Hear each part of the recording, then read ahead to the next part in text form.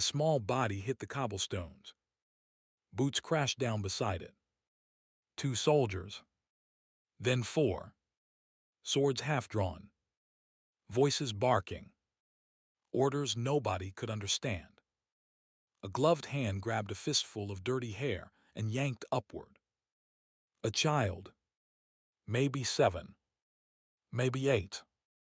Bare feet. A torn blue dress. The crowd in the market square pulled back. Nobody moved to help. Nobody dared.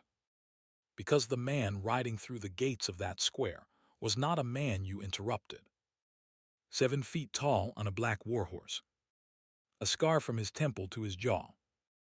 Iron-gray eyes that never softened. 40 years of war on his face.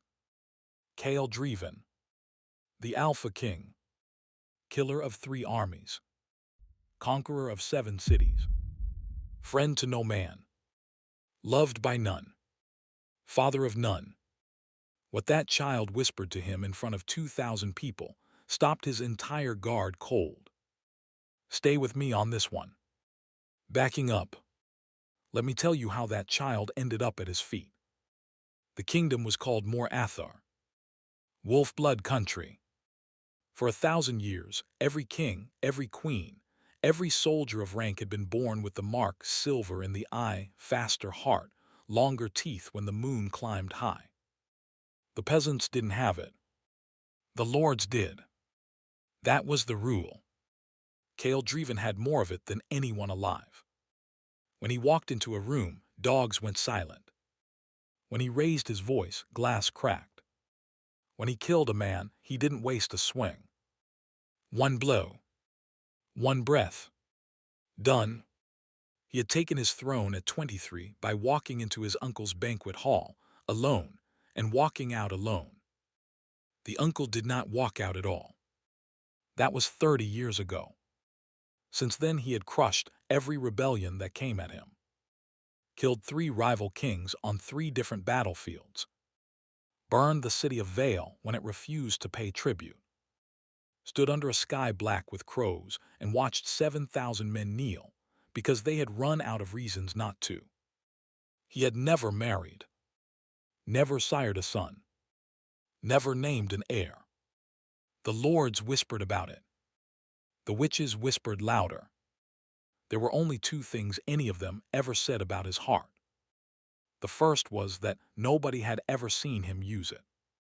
The second was that something had broken in him a long time ago, and he had decided, deliberately, never to fix it. He didn't talk about the woman. But the old soldiers knew. 40 years back, before the throne, before the wars, there had been a girl in the western forests. A hunter's daughter. She had laughed at him the first time he tried to be serious with her. She had loved him anyway. She had died with their unborn child still inside her, in a raid Knelt did not arrive in time to stop. He had never been a father. He had decided after that he never would be. Now, the morning of the cobblestones. He was riding south through the city of Kor, 3rd capital of his kingdom, biggest market in the north, on his way to put down another little uprising. 2,000 troops behind him. 12 generals. 30 wolf-marked guard. The streets had been cleared by order. Anyone who didn't get out of the procession's way got moved out of it. The girl had not gotten out of the way. She'd been hiding in the bakery alley 3 days. Her parents were a story already told. Father killed in the western drafts. Mother dead in childbirth 2 winters back. The neighbors had fed her for a week, then they had stopped, because the neighbors had children of their own and a hard year coming. She had been living off scraps and sleeping under a tarp. That morning, she had reached out of the alley to grab a heel of bread off a stall. The baker had screamed.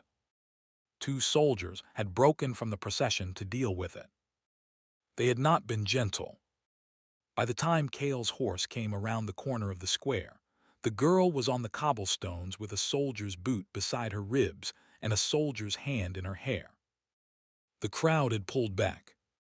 The market had gone quiet. The guards in front of Kale had drawn swords because the procession was halted, and a halted procession meant something was wrong. Kale saw her. He didn't dismount. He didn't speak. He just looked. For 3 full breaths. The soldier holding her hair felt the look land on the back of his neck and let go like he'd been burned. The other soldier stepped back. The crowd took 1 breath in and held it. This is where it should have ended. He should have ridden on. The girl should have crawled back to her alley. Core would have gone on. The story would never have been told. 1,000 mornings like this one had passed in his kingdom, and he had ridden through every one of them without stopping. But the girl stood up, bare feet on cold stone, bread still in one fist, the other hand pressed against her ribs where the boot had landed. Her face was filthy. There was blood under her nose. Her eyes were a color nobody in that square had ever seen on a peasant child, pale silver, the kind of silver that was supposed to belong only to bloodline lords. She looked at the man on the black horse, and she walked toward him. 12 guards stepped forward to stop her. Kale lifted one hand. They froze where they stood. Nobody moved. She walked the whole length of that square. 40 paces, maybe more. Past the broken stalls. Past the soldiers who'd put her on the ground. Past the captain of the procession, who had his sword half drawn and nowhere to put it. The crowd watched her go. 2,000 people, and not a single one of them said a word. She stopped at the front leg of the black horse. She looked up. The horse was 16 hands tall. Kale, sitting on it, was higher than any roof in the square. From where she stood, she had to crane her neck almost backward to find his face. She found it. She did not blink. For a long time, the only sound was the wind, moving through the awnings of the closed stalls. Then the girl spoke. Her voice was very small. Most of the square didn't hear what she said. The guards heard it. The captain heard it. Kale heard it. She said, "Can you be my dad?" And here is the thing nobody in Mor Athar had ever seen. He flinched. The Alpha King. The man who hadn't moved a single muscle out of order in 30 years of rule. The man who had let an arrow graze his ear in the Battle of Sodran and not even tilted his head to acknowledge it. The man who had once taken news of his own brother's death without changing his expression for the rest of the meeting. He flinched, like she had hit him, right in the chest. His captain noticed it. The captain's name was Vale. He had ridden at Kale's side for 22 years. He had seen the king take wounds, take losses, take betrayals. He had never seen the king flinch. Now Vale saw it. And he did the thing he had been trained never to do. He moved without orders. 2 steps forward. Hand on his hilt. Because something was wrong, and his job for 2 decades had been to act when something was wrong. Kale lifted the same hand he had lifted before. Vale stopped. But he did not step back. Kale did not look at him. He was looking at the girl. He looked at her for a long, long time. Long enough for the captain to begin to be afraid. Long enough for the soldiers behind him to begin to be afraid. Long enough for the crowd, which had been afraid the whole time, to begin to be afraid in a different way. Then Kale Dreven, Alpha King of Mor Athar, the man who knelt to no one and never had, swung his right leg over the saddle and dismounted. 2,000 people made a single sound. It was almost a gasp. Almost a moan. It was the sound of a city watching a thing it could not understand. He walked around the front of his horse. He stood in front of the girl. Then, in full view of his army and his city and his enemies and his witches, he went down on one knee. The cobblestones were wet. He didn't care. His armor scraped against the stone. He didn't care. His captain made a strangled noise behind him. He didn't care. He looked into the girl's face. He brought up one hand, the hand that had ended kings, and placed it very carefully on the side of her head. Two of his fingers were as wide as her cheek. And he said, "Forever, little one." That was it. That was all. The girl's face did not change for a long second. Then, very slowly, like she had been holding it up by herself for too long, it crumpled. She didn't sob. She didn't wail. She just walked the last step into him and pressed her face against the steel of his chest and stood there. His arm came around her shoulders. 2,000 people watched the Alpha King hold an orphan in the middle of a market square and could not have said, if asked, whether what they were watching was the gentlest thing they had ever seen or the most dangerous. Maybe both. Vale, who had drawn his sword, let it slide back into the sheath. The procession did not move for a full minute. Then Kale stood. He bent down again, lifted the girl as easily as he would have lifted a sword belt, and set her on the front of his saddle. He swung up behind her. He looked at his captain. "Southgate is closed today," he said. Vale nodded. "We ride home." Vale nodded again. The procession turned. That afternoon, they reached the gates of the high keep at Dranath. The gates that had not been opened in greeting for any soul in 15 years, opened for a barefoot girl in a torn blue dress. Servants did not know what to do.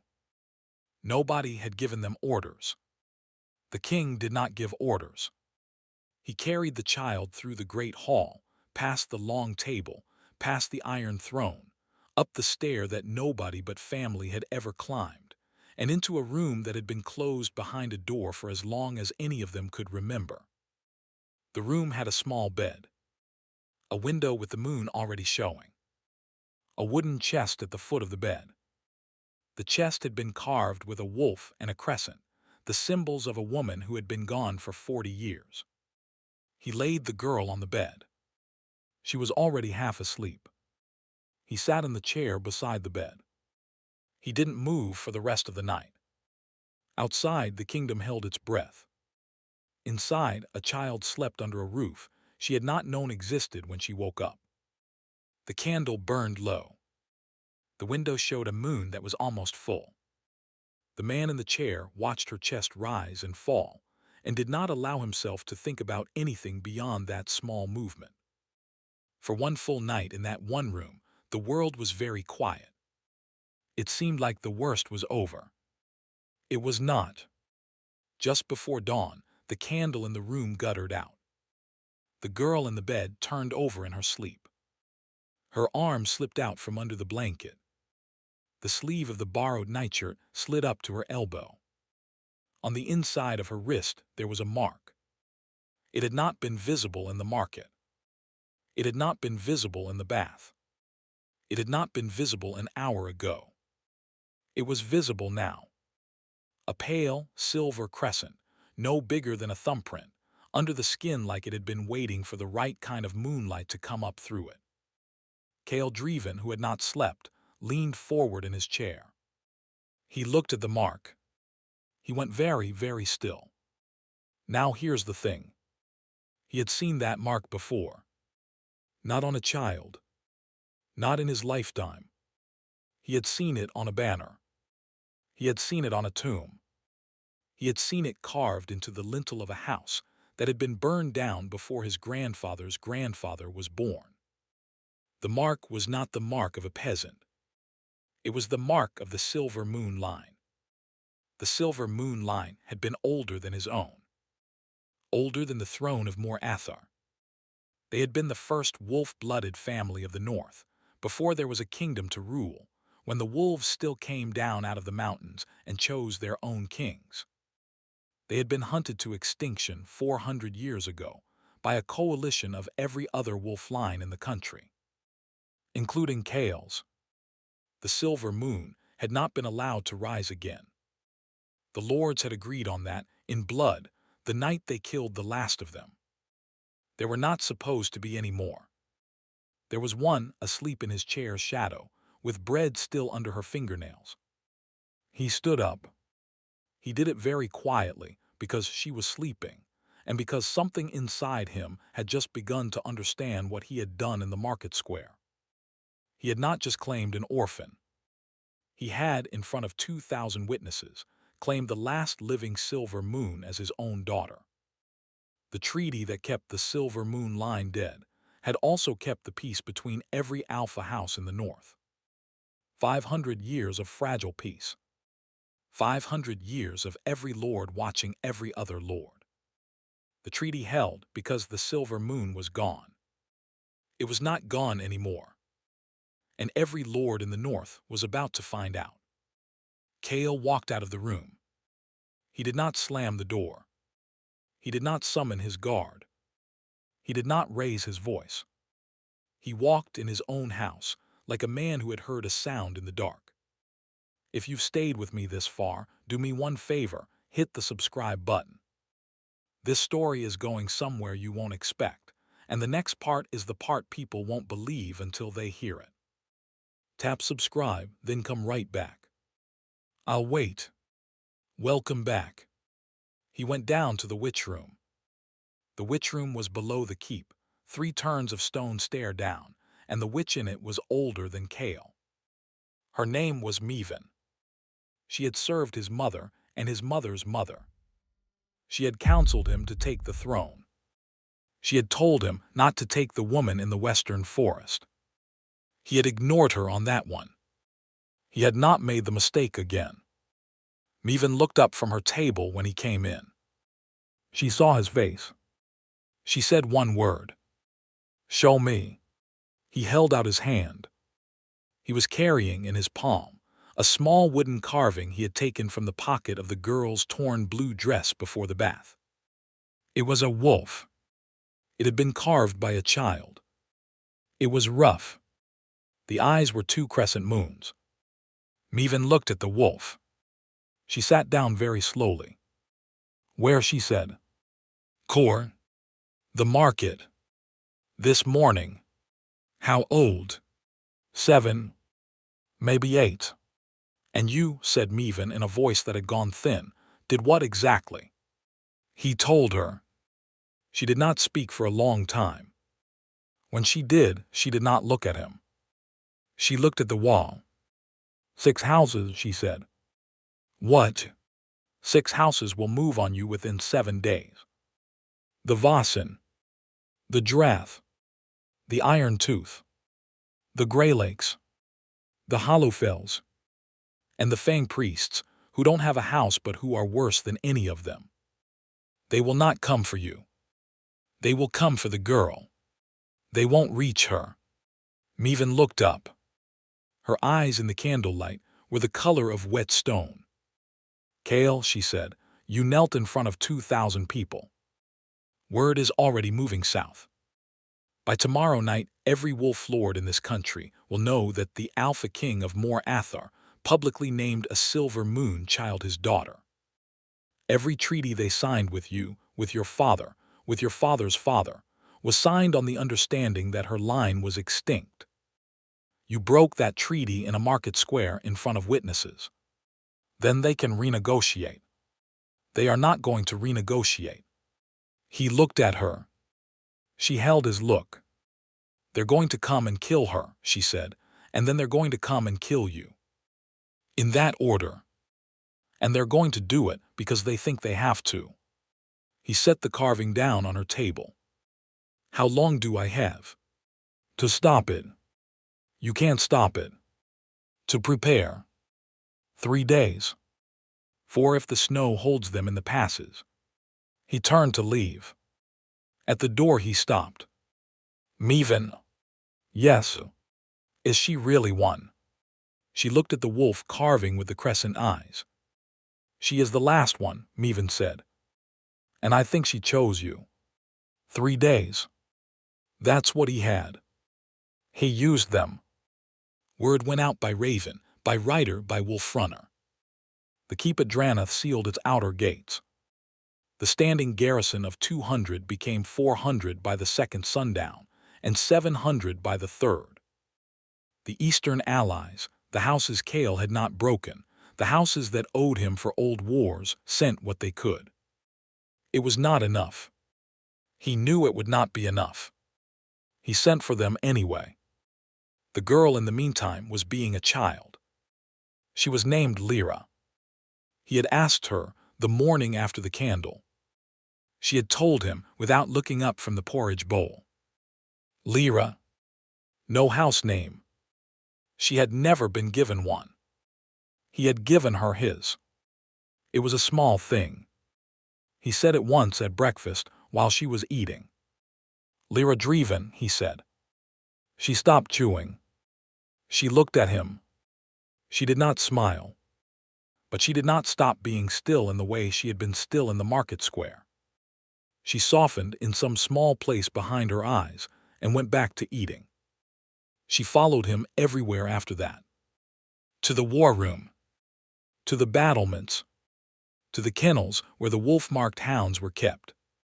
The men in the keep, who had spent decades being afraid of Knelt Dreven, watched a child with one hand fisted in the back of his cloak walk behind him through every door he opened, and they did not know what to do with what they were seeing. Vale, the captain, said it to Meven on the second night. It's like the keep has been holding its breath for 40 years, and nobody told it could exhale. Meven did not answer. She was sharpening a knife. She was old enough to know that what was coming was going to need every knife in the keep. The attack came on the fourth day, 2 hours after dawn. It came from 3 sides at once. Vossen from the south. Drath from the east. The Fang priests from the west, with no banner, only torches. The Iron Tooth held back, waiting to see who took losses. The Grey Lakes had not come at all. The Hollowfells had broken pact with the others and ridden instead to Knelt's gates with their swords sheathed. 3 sides. 2,000 attackers. 700 defenders behind a wall. Knelt went to the wall in his armor. Lyra was supposed to be in the deepest room of the keep with Meven. He had told her so the night before. She had nodded. He had believed her. She lasted 30 minutes. By the time the first wave broke against the gate, Lyra had slipped past Meven and climbed 3 flights of stairs and was standing in a doorway looking down at her father in the courtyard, and Meven was running up the stairs after her, and an arrow came through the high window and grazed the doorway above Lyra's head and put a splinter in her cheek. She did not cry. She put one hand to her cheek and looked at the blood and put the hand down. She walked out onto the high gallery. The gallery overlooked the courtyard. She could see her father from there. She could see the men dying around him. The mark on her wrist began to glow. It did not glow like a candle. It glowed like a moon. Pale, cold, steady. She did not know what she was doing. She was 8 years old. She had been an orphan for 4 winters and a daughter for 4 days. She did not know about the silver moon line. She did not know about the houses or the treaty or the 400 years. She knew that her father was in the courtyard and bad men were trying to hurt him, and her wrist was glowing, and the air around her hand was moving. She lifted the hand. In the courtyard below, Knelt had just taken a sword across the back of his shoulder. He turned, snarling, with the iron-gray eyes gone full silver and the teeth gone long, and tore the throat out of the man who had landed the blow. 2 more were on him. He killed one. The other got him in the side. He went down to one knee. Vale saw it. Vale screamed something nobody heard. Lyra saw it. The light around her hand went bright enough to cast a shadow on the stones. She did not throw it. She did not speak. She just opened her fist. A pulse of moonlight rolled out from the high gallery in a slow ring. It was silent. It moved like water moves through water. Where it touched the attackers, they stopped. Not killed. Not burned. Stopped. As if a hand the size of the sky had laid itself down across the courtyard and said no. The Fang priests dropped their torches first. Then the Drath men dropped their swords. Then the Vossen, who had been winning, took 3 steps backward and could not take a fourth. The wave that had broken against the gate from the south stood, every man in it, like statues in a flooded street. Cale, on one knee in his own blood, looked up at the high gallery. He saw his daughter on it. Her eyes were silver. Her wrist was a moon. Her face was the face of an 8-year-old girl who had decided, all on her own, that the man bleeding in the courtyard was not going to bleed any longer. He stood up. The shoulder wound did not stop him. The side wound did not stop him. He walked across the courtyard through men who could not move. He climbed the stair to the gallery. He reached his daughter. He went again to one knee, the same knee he had gone to in the market square of Kor 4 days before. He put his arms around her. The light went out. The men in the courtyard fell to the stones. It was over. The story afterward is shorter than the story before. Most stories are. The houses that had sent men to Cale's gate did not send any more. The Vossen paid a tribute and were allowed to keep their lord. The Drath were not. Cale took the Drath head himself by single combat 3 weeks later and gave the Drath lands to the Hollowfells who had stood by him. The Fang priests were broken. They were not exterminated. He could have ordered it. He didn't. He told Meven, on the night the order would have been given, that he had a daughter now, and he was going to think about what daughters thought of the men who fathered them, before he gave any more orders he could not take back. Meven, who had counseled the killing, did not argue. She just nodded. Word of the moonlight went out farther than word of the kneeling had. By the end of that summer, there was not a single wolf house in the north that did not know the silver moon had returned. The treaty that had held 500 years was gone. A new one took its place. It was simpler. It was 3 lines long. The first line was the king's name. The second line was the girl's. The third line said, More Athor protects the last house, and the last house protects More Athor. 6 lords signed it. The other 2 waited a year and signed it after that. Lyra did not sign. She was 9 by then. She was learning to read. She learned in the room she had slept in the first night. The one with the chest at the foot of the bed. Cale had opened the chest that first week, and inside it had been a child's shirt that had never been worn, a wooden rattle, and a folded letter in a hand he had not seen in 40 years. He read the letter. He did not tell anyone what was in it. Not Meven. Not Vale. Not Lyra. He kept the rattle in a drawer beside his own bed. The shirt, washed and pressed by the laundress and offered to Lyra as a nightshirt the next winter, became her favorite thing. She did not know whose it had been. She did not ask. She wore it until it would not fit her, and then she folded it and put it in the chest, where her father had originally found it, and she told him it was waiting. He asked her, waiting for what? She said, for the next one. He did not answer her. He went out of the room, and he sat in the hallway for a long time. When he came back, his eyes were as iron-gray as they had ever been, but something in his face had moved, and Lyra pretended not to notice, because she was 8 years old and she already knew that the dignity of fathers is sometimes a thing that has to be left alone. She grew up in that keep. She was not coddled. She was the heir of 2 of the oldest wolf lines in the country, and she had a kingdom to inherit. She trained. She studied. She rode out with her father on the long circuits of the borderlands, and she sat at the long table during councils, and she said very little for the first 3 years and a great deal more after that. She was not afraid of him. That was the strangest thing, and the thing the lords who came to court could never quite get used to.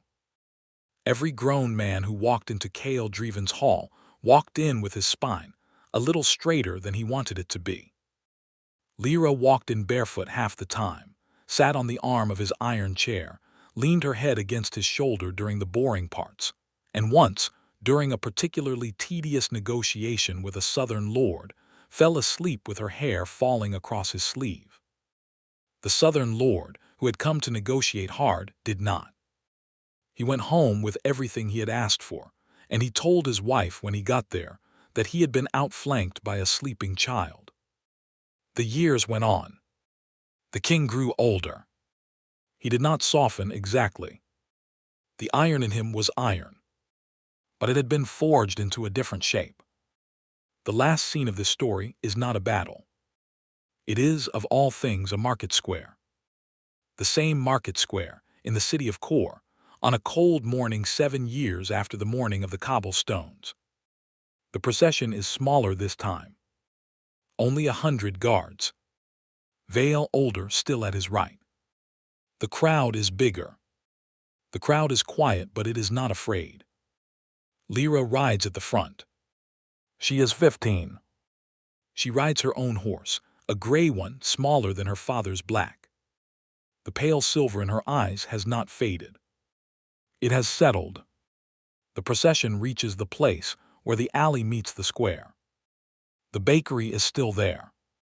The baker is older. He stands in the doorway with flour on his hands and watches the riders come. Lyra sees him. She stops her horse. She gets down. Kale on his black horse watches her. He does not stop her. She walks across the cobblestones. She stops at the bakery door. She holds out her hand. In her palm there is a small silver coin, more than enough for a heel of bread. She gives it to the baker. She does not say anything. The baker, who has not slept well in 7 years for reasons he has never quite admitted, takes the coin. His hand shakes a little. Lyra nods to him. She walks back to her horse. She mounts. The procession rides on. Kale, riding behind her, doesn't say a word. He doesn't need to. He had said his words in that same square 7 years before on one knee, and they had cost him nothing and given her everything, and they had been enough. That's the whole story. A small girl asked the largest man in the country a question nobody had ever asked him. He gave her his answer. And the kingdom, the actual kingdom, the borders, the bloodlines, the future of every wolf house in the north, bent itself around those words like a river bends around a stone. That's how it works sometimes. The smallest people ask the biggest questions. And the right ones, every once in a while, get the right answer. Forever, little one.